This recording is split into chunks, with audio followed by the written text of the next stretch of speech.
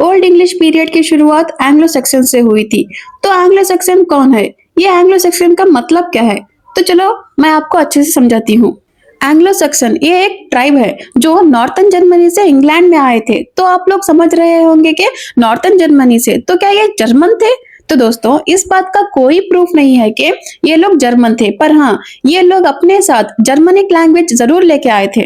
और माना जाता है कि ये लोग इंग्लैंड में 500 सेंचुरी एडी से लेकर 1066 सेंचुरी एडी तक रूल कर रहे थे। इन्होंने इंग्लैंड पर 600 साल तक रूल किया। इन सब के बारे में हमें कैसे पता चला? कहते हैं कि उस समय में एक सेंट बेड नाम का बंदा रहता था जो एक हिस्टोरियन था। इसका नाम नोट कर लो, नेट या कैसेट में पूछा जा सकता है, बहुत इंपॉर्टेंट है। और उस समय में ये बंदा सेंट बेड उनके बारे में लिखता रहता था कि कैसे एंग्लो सैक्सन माइग्रेट किए जर्मनी टू इंग्लैंड और कैसे इंग्लैंड में सेटल हो गए। सेंट बेड ने लिखा है कि उस वक्त 3 ट्राइब थी, एंग्लो सैक्सन जूट्स, जो इंग्लैंड में सेटल हो गए। उस वक्त दोस्तों इंग्लैंड का राजा था वर्टिगन, ये भी इंपॉर्टेंट है, नोट कर लो। तो इसने इनवाइट किया था एंगल सैक्सन और जूट्स को, क्योंकि इंग्लैंड में पिक्ट्स और स्कॉटी के हमले हो रहे थे। किसके हमले हो रहे थे? पिक्ट्स और स्कॉटी के कंटिन्यूअस हमले हो रहे थे, क्योंकि उस वक्त रोमन्स इंग्लैंड छोड़कर चले गए, इसीलिए पिक्ट्स और स्कॉटी कंटिन्यूअस हमला करने लगे। इसीलिए किंग वर्टिगन ने एंगल सैक्सन और जूट्स को इनवाइट किया था कि आओ हमें बचाओ। तो एंगल सैक्सन जूट्स की एंट्री होती है, तो ये लोग आते हैं इंग्लैंड में और पिक्ट्स और स्कॉटी को हरा देते हैं, लेकिन ये लोग इंग्लैंड में ही सेटल हो जाते हैं।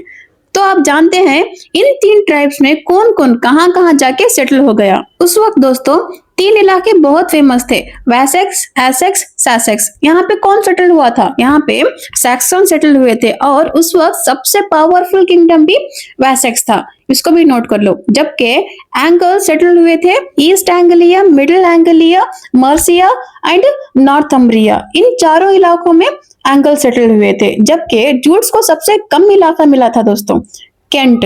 कैंट में जूट्स रहते थे। ये 3 ट्राइब यहाँ आकर सेटल हो गए, और सबसे पावरफुल इलाका एरिया किसके पास है? सैक्सन के पास है। और केल्ट जो पहले से ही इंग्लैंड में थे, जिनको ब्रिटेन भी कहा जाता है। दानिश इन्वेडर्स और विकिंग ने भी इंग्लैंड पर हमला किया था। अब ये दानिश इन्वेडर्स और विकिंग कौन है? दानिश इन्वेडर्स जो डेनमार्क से इंग्लैंड पर हमला करते थे, मेनली 18 सेंचुरी से 11 सेंचुरी के बीच में। ये लोग स्कैंडिनावियन के रहने वाले थे, मतलब डेनमार्क, नॉर्वे, स्वीडन एरिया के। और विकिंग्स ये भी स्कैंडिनावियन वॉरियर्स, सेलर्स और ट्रेडर थे जो सी वोयाग्स करते थे, यानी समुद्र की यात्रा करते थे। और ये लोग इंग्लैंड, फ्रांस, आयरलैंड और यूरोप के कोस्टल एरिया में अटैक करते थे। ये लोग सिर्फ फाइटर नहीं थे बल्कि एक्सप्लोरर भी थे। तो ये सारे Angle, Saxon, Jute, Celt, Danish invaders और विकिंग, ये सारे के सारे जहां पर मिक्स हुए, सब अपनी अपनी लैंग्वेजेस बोलने लगे, सब अपने अपने डायलॉग्स बोलने लगे। इन सारे लैंग्वेजेस, इन सारे डायलॉग्स मिक्स होने पर बनती है ओल्ड इंग्लिश लैंग्वेज। क्या आप समझ रहे हैं? ये सारे मिलकर बने हैं एंग्लो सैक्सन, और सामने आती है एक नई लैंग्वेज जिसका नाम है ओल्ड इंग्लिश लैंग्वेज। तो दोस्तों इनको ये जो नाम मिला है एंग्लो सैक्सन, ये नाम इनको 18 सेंचुरी एडी के आसपास मिला था, क्योंकि वो जो हिस्टोरियन थे सेंट बेड, वो इनको एंटिकी सैक्सन कह के बुलाते थे। क्या कह के बुलाते थे?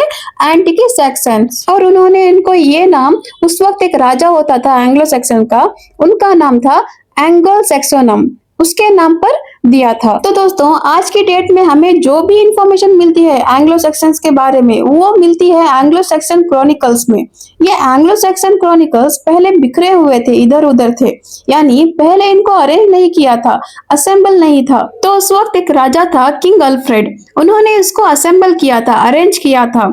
नेम याद रखना इंपॉर्टेंट है। तो उस वक्त ये कहाँ का राजा था? तो दोस्तों ये वेसेक्स का राजा हुआ करता था।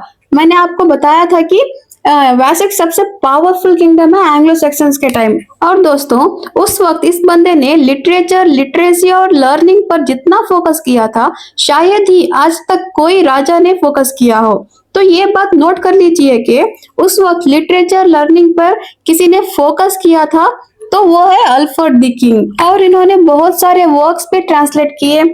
तो सबसे पहले जानते हैं कि जिन जिन लोगों की वजह से हमें इस एज के बारे में नॉलेज मिलती है, उन लोगों में से अल्फ्रेड द किंग भी एक था। और कहते हैं कि अल्फ्रेड द किंग, इसके किंग बनने का कोई चांस नहीं था दोस्तों, लेकिन ये बाई चांस किंग बन गया। तो इसकी लर्निंग ने और एजुकेशन ने इसको इतना सपोर्ट किया कि उसकी मदद से इसने काफी सारी लड़ाई लड़ी और काफी सारी लर्निंग को सपोर्ट भी किया। लेकिन इतने सारे लड़ाइयां लड़ने के बाद भी आज अल्फ्रेड द किंग किसके लिए फेमस है?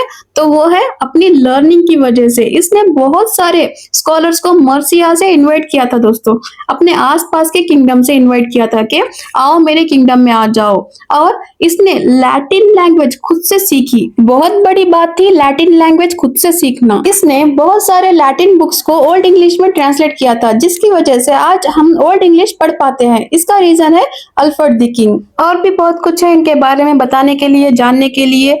आज नहीं, किसी और दिन हम डिस्कस करते हैं। तो दोस्तों आज के लिए बस इतना ही, मिलते हैं अगले वीडियो में।